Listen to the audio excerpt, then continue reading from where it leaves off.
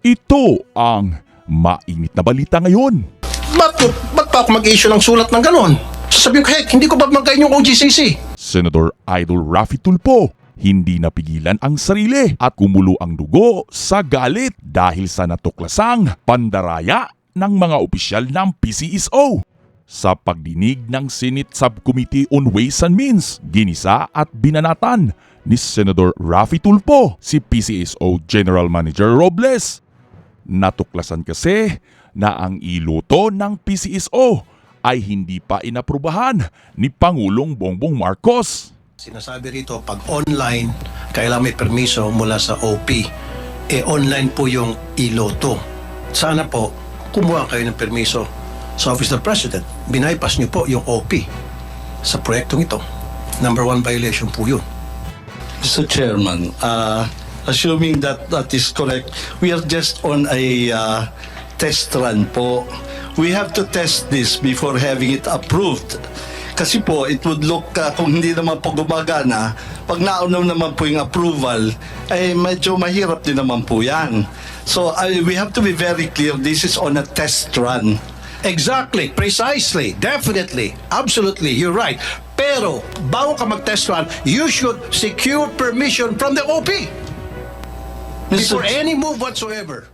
Kinwestiyon ni Senador Raffy Tulfo ang mga opisyal ng PCSO at binutata si PCSO General Manager Mel Robles kung bakit hindi siya dumaan sa opisina ni Pangulong Marcos para umpisahan ang operasyon ng iloto. And I don't know kung nabasa ba ng Executive Secretary itong opinion ng OGCC. Sana pinadalhan nyo si Executive Secretary ng opinion. Sir, nagbibigay ka ng opinion yan pero may opinion ng OGCC. Pinagbangga nyo sana.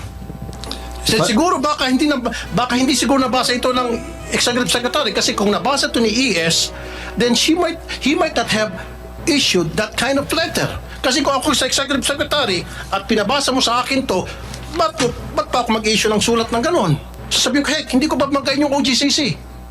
Kasi sigurado ako si ES, he'll make sure na talagang nagko-confront tayo sa lahat ng mga patakaran, sa lahat ng mga protocol sa departamento ng executive.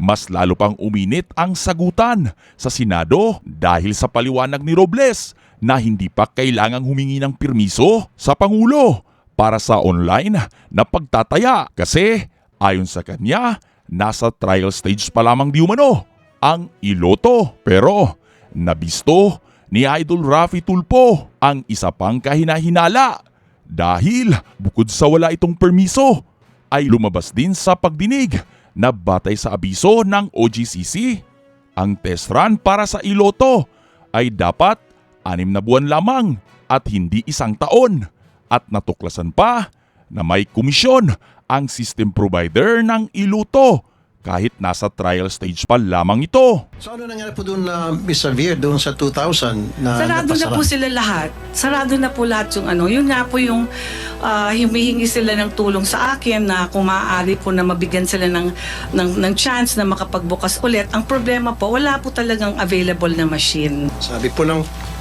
OGCC dito na dapat kung test run ang pinag-uusapan 6 months lang. Ginawa niyo pong 1 year. At inilagay niyo po dito sa Memorandum of Agreement with Pacific Online. Again, that's another violation. Your Honor, as you have said, we are in the best position as the same opinion cited. And ito naman po ay is from the experience of the collective memory, the institutional memory of PCSO. These game proponents should not receive any commission at all the sale and marketing of the online game tickets during the experimental test run of such games consistent with the objective of a mere test run except for recovery of actual reasonable cost. And you are further cautioned. This commission bases arrangement for the game proponents' sale and marketing of the online game tickets during the experimental test run period may expose members of the PCSO board and or PCSO's officers to criminal and or administrative liability under Section 3 of RA 3019 Anti-Graft and Corrupt Practices Act. Harap-harapang panlilinlang at pandaraya na talaga ang ginagawa ng mga opisyal na ito sa taong bayan. Dahil nga dito, mas lalo pang naging palaisipan para sa mga senador ang pagkapanalo ng isang betor nito lamang Huwebes, Enero 18, gayong ipinagdidiinang nasa trial stage pa lamang ang iloto na nag-ooperate na ng walang permiso. Napaka-questionable yung ganun. First time in history sa Lotto, PCSO na may manalo 433 winners. Ito naman, lone winner, grabe, 680 million, ganun. So, ang isa sa nanawagan, malakas na nanawagan sa pagre-resign is si Surigao del Norte 1st District Representative Robert Ace Barbers. Nananawagan siya na mag-resign na itong si Mel Robles for what he described as highly improbable and doubtful winnings in the Philippine Lotto. Sabi ni Congressman Barbers, public office is a public trust. When people have lost their trust in you, delicadeza, at the very least, should drive you to resign.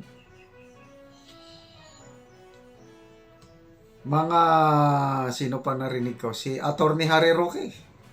Sabi niya, parang lumalabas, totoo, ang mga revelasyon ni Maharlika kasi matagal na itong nire-reveal ni Maharlika yung mga ginagawa sa PCSO. At sabi ni Attorney Roque, totoo nga yung sinasabi ni Maharlika na itong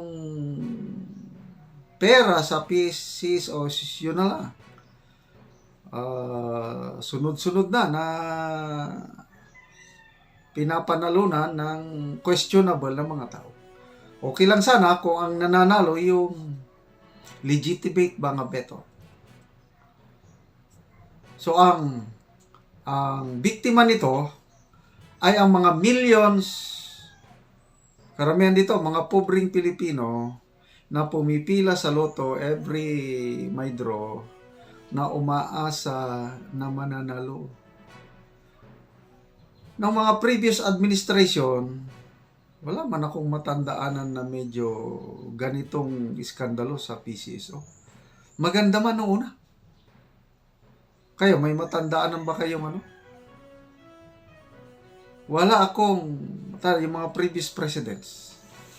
Ngayon lang, nagkaroon ng ganitong grabing anomalya sa PCSO. So ito ang tanong. Dalawa. May delikadesa pa ba na iwan kay PCSO Manager Mel Robles para voluntaryo siyang mag-resign?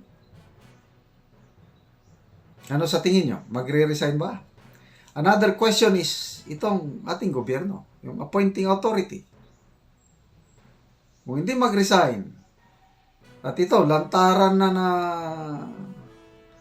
sabi nga ni Congressman Barbers, magic eh. Minamagic na.